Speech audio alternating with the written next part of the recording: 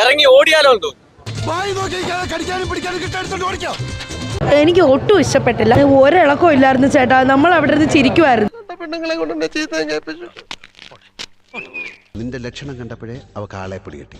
അതുകൊണ്ട് നീ അധികം സംസാരിക്കണ്ട. ഇത്ര ക്രൂരമായിട്ട് ഞങ്ങളോട് പെരുമാറരുത്. ആരും നിൽക്കുന്നില്ല, കണ്ടില്ല? അത്രയ്ക്ക് മോശം. നീ ഏങ്ങന്നാ കഷ്ടാലം ഇങ്ങനെയൊക്കെ അങ്ങ് പോയെന്ന് വിചാരിച്ചാ മതി. ഒന്നിനും കൊണ്ടുമില്ല. ലിജോ പള്ളിച്ചേട്ട പേര് കളഞ്ഞതായി എല്ലാരും.